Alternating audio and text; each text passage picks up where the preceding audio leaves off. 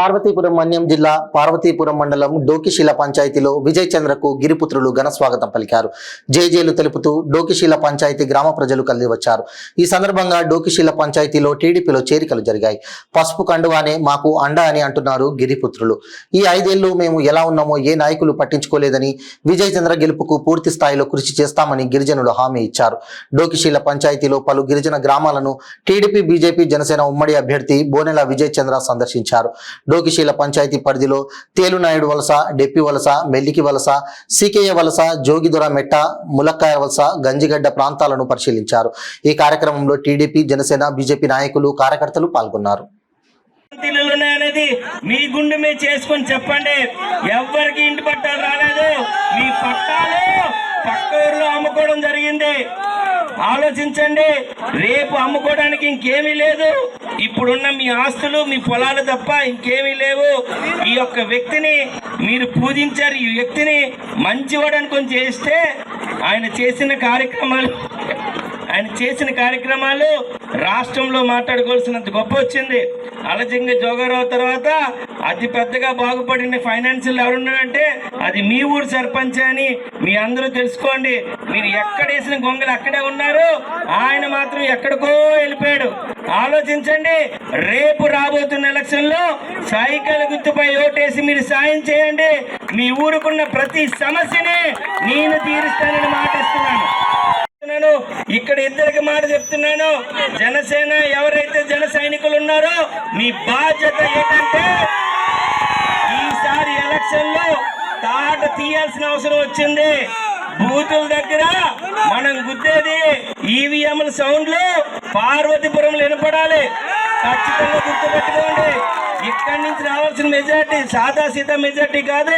ఎందుకంటే దగా పడ్డారు మీరు, మోసపడ్డారు మీరు. మోసానికి తిరిగి డబల్ వడ్డీతో ఇవ్వాల్సిన అవసరం ఉంది. ఖచ్చితంగా గిఫ్ట్ ఇవ్వాల్సిన అవసరం ఉంది. మీరందరూ సిద్ధమేనా అని అడుగుతున్నాను. మనం సిద్ధం. వైఎస్ఆర్సీపీకి ఈసారి గుద్దామని మరొకసారి గట్టిగా అందరూ చప్పట్లు కొట్టండి. ఈ అవకాశం ఇచ్చిన గ్రామ పెద్దలకి, జన సైనికులకి, నా తెలుగుదేశం కార్యకర్తలకి, మహిళలకి, ప్రత్యేకంగా ప్రతి ఒక్కరికి పేరు పేరున కృతజ్ఞతలు తెలియజేసుకుంటున్నాను. జై తెలుగుదేశం, జై జనసేన, జై బీజేపీ. ఈ ఊరు నుంచి ఒక పెద్ద స్కామ్ స్టార్ట్ అయింది. అది జేజే మన పైపులో ఏదైతే వస్తుందో కొలాయికి, మీ కొలాయి ఎన్ని రోజులకు ఒకసారి వస్తుందమ్మా? మీ కొలాయిలు రావట్లేదనే విషయాన్ని నేను వచ్చి ధర్నా చేశాను. మీ యొక్క నాయకుడు కానీ, మీరు ఎన్నుకోదగ్గ నాయకుడు కానీ, మీ నాయకుడికి ఊరకనే 2-3 పదవులు ఉన్నాయి. పదవులు దేనికి? ప్రజలకి సేవ చేయడానికా, లేకపోతే తన సొంతంగా సంపాదించుకోవడానికా? ఆలోచించండి. ఇవ్వాలి. మీ యొక్క పరిస్థితులు పట్టించుకోలేని వ్యక్తికి ఆ పదవి అవసరం లేదు. పదవిని మడత పెట్టి కూర్చోబెట్టాలి.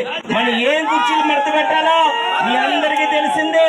పైన జగన్మోహన్ రెడ్డి కుర్చీ, ఇక్కడ అలజింగ జోగారావు కుర్చీ, మీ ఊర్లో బొమ్మ రమేష్ కుర్చీ.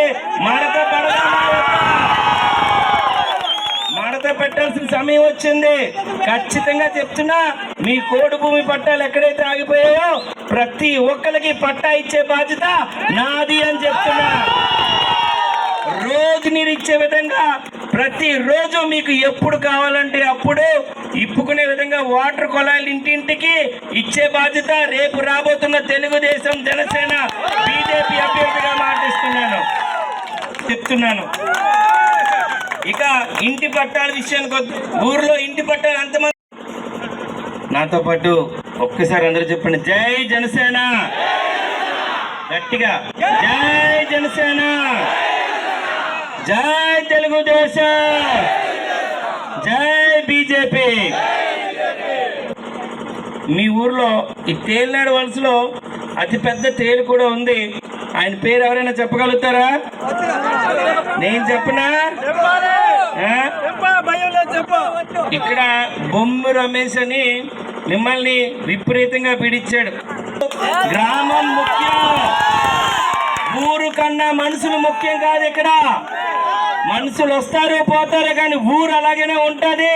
నీ తాతను చూశారు, మీ తండ్రిని చూశారు, ఇప్పుడు మిమ్మల్ని చూస్తున్నాం, తర్వాత నీ కొడుకుని చూస్తాం, తర్వాత నీ మనవని చూస్తాం. మనుషులు వస్తారు పోతారు, కానీ ఊరు ఎప్పుడు ఒకటి దగ్గరే ఉండిపోతుంది. ఊరు పేరు బట్టి మనుషులకు పేరు వస్తుంది. ఆలోచించండి.